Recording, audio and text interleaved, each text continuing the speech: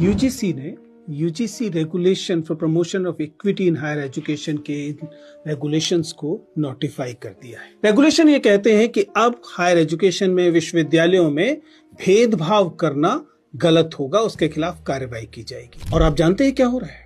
भेदभाव करने के हक के पक्ष में या भेदभाव के खिलाफ आने वाले रेगुलेशंस के खिलाफ लोग प्रतिरोध कर रहे हैं, वे इस पर आपत्ति कर रहे हैं। सच्चाई लेकिन ये है कि ये रेगुलेशंस नई नहीं है। मैं विश्वविद्यालय का शिक्षक हूं, मैं जानता हूं कि 2012 से इस किस्म के रेगुलेशंस हैं और इक्वल अपॉर्चुनिटी सेल पहले से विश्वविद्यालयों में था। पूरी दुनिया के विश्वविद्यालय ये कहते हैं कि विश्वविद्यालयों में इक्विटी होनी चाहिए, वहां पर ऐसे रेगुलेशंस होने चाहिए कि भेदभाव न किया जा सके। सच्चाई ये है कि अब हमारा समाज भेदभाव करने के हक के लिए लड़ने लगा है।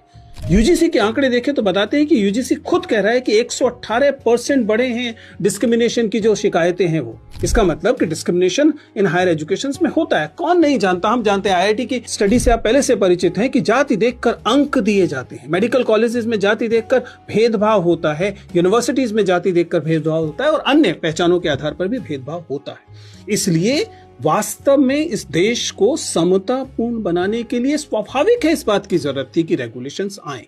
और ये रेगुलेशंस क्या मांग करते हैं? ये रेगुलेशन ये कह रहे हैं कि अगर कभी भेदभाव होता है तो उसके खिलाफ शिकायत करने के लिए एक डेफिनेट कमेटी होगी और उस कमेटी का कंपोजिशन ऐसा होना चाहिए कि वो भेदभाव के खिलाफ वास्तव में जांच कर सके। ऐसा ना हो कि भेदभाव करने वाले समुदाय के लोग ही उस कमेटी में बैठे हुए हों। तो स्वाभाविक है, लोगों का कहना है कि इनका गलत इस्तेमाल हो सकता है, ये मेरिट के खिलाफ है। ये समझना मेरे लिए तो एकदम मुश्किल है कि मेरिट के खिलाफ कैसे हो सकता है। और जहां तक गलत इस्तेमाल की बात है, ध्यान रखिएगा, कोई भी एक्स्ट्रा ऑर्डिनरी लॉ, चाहे वो जेंडर जस्टिस के लिए हो रही हो, चाहे वो दहेज के खिलाफ हो रही हो, चाहे वो दलित उत्पीड़न के खिलाफ हो रही हो, वो एक्स्ट्रा ऑर्डिनरी लॉ होती ही एक्स्ट्रा ऑर्डिनरी इसलिए है क्योंकि अन्यथा जिनके खिलाफ यह भेदभाव हो रहा होता है वे बेहद कमजोर होते हैं।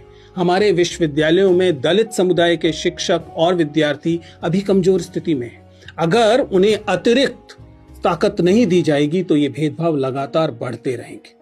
इसलिए मुझे लगता है कि हम तमाम लोगों को, ठीक तरीके से सोचने वाले लोगों को, इन रेगुलेशंस का समर्थन करना चाहिए और वे लोग जो इसके खिलाफ प्रतिरोध कर रहे हैं उन्हें समझना चाहिए कि देश संविधान से चलेगा।